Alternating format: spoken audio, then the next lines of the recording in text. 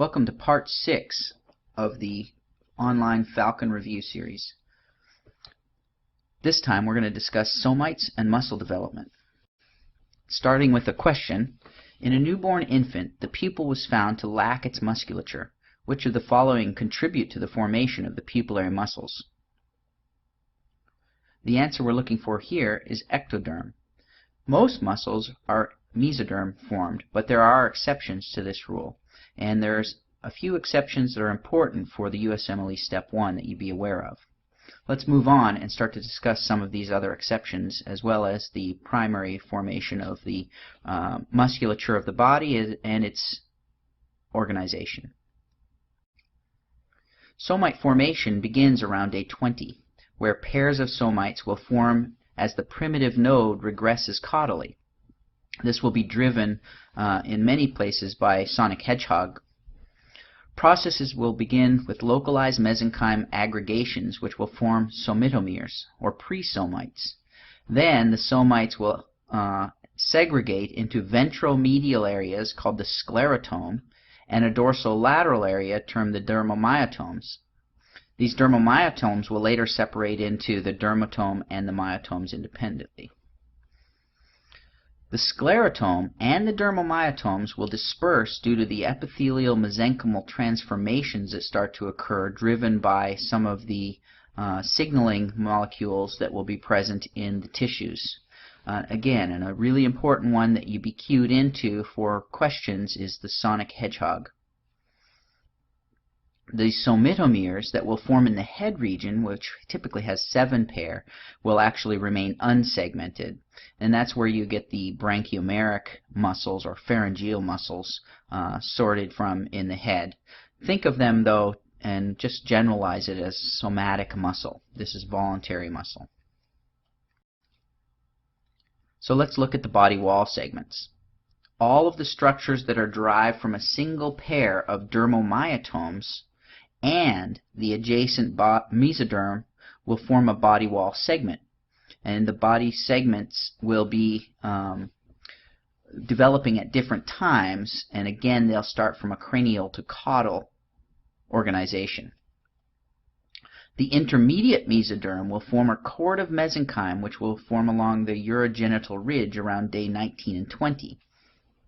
This will give rise to the urinary system and the genital system, which we'll discuss later.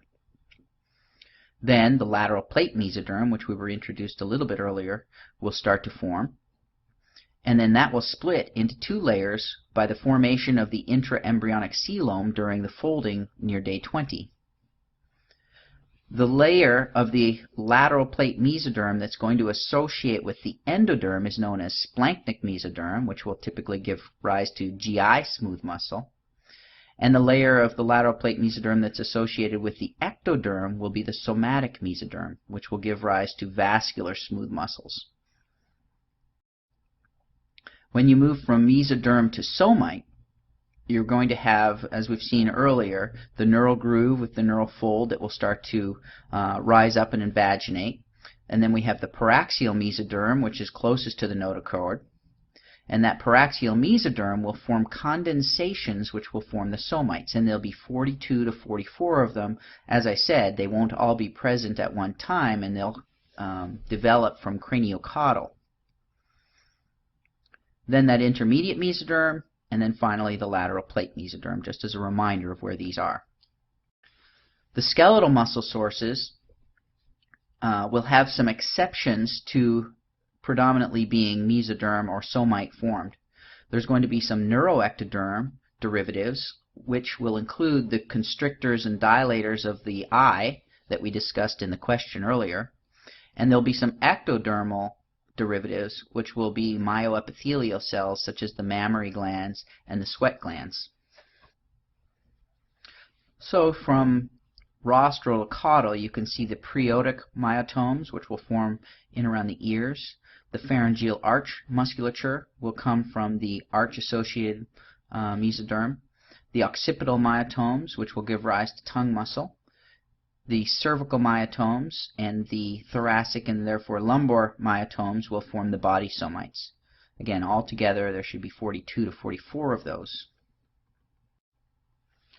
When we look at the cardiac and smooth muscle development, the cardiac muscle is an important source to remember from where it came. The splanchnic mesoderm will give rise to the epimyocardial mantle, which will surround that primitive heart tube. And then this will form the mesoderm of the heart muscle itself. The smooth muscles within the body, again, have two sources, those splanchnic mesoderms, which will be associated with gut, and the somatic mesoderm, which will be associated with the peripheral and the vasculature muscles. Let's ask another question. An infant which is born with poorly controlled muscles of the back is likely due to a failure of the nerve to grow into the muscles appropriately. Which muscle forming structure gives rise to the extensors of the vertebral column? And for this answer, we're looking for E, the epaxial division of the myotome.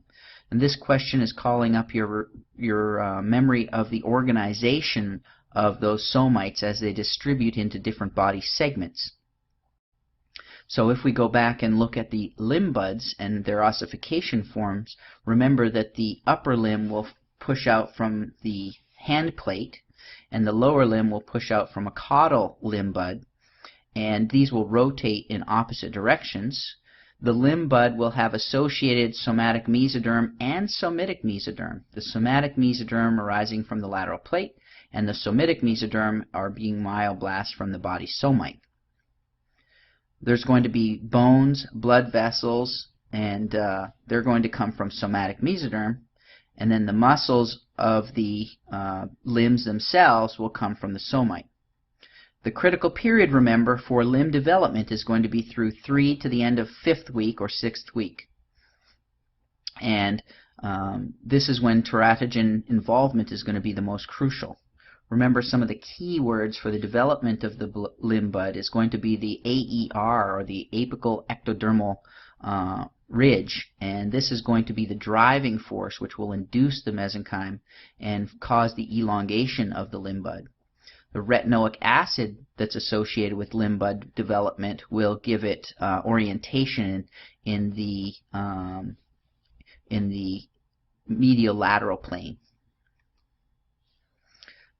The long bones of the limbs are going to be formed by endochondral ossification, except for the clavicle, which is the one formed by the intramembranous ossification, and that usually happens around the 7th week. So this is one bone associated with a limb that has a late development period. Now we're looking at the division of the muscles and myotomes as they distribute into the limbs themselves.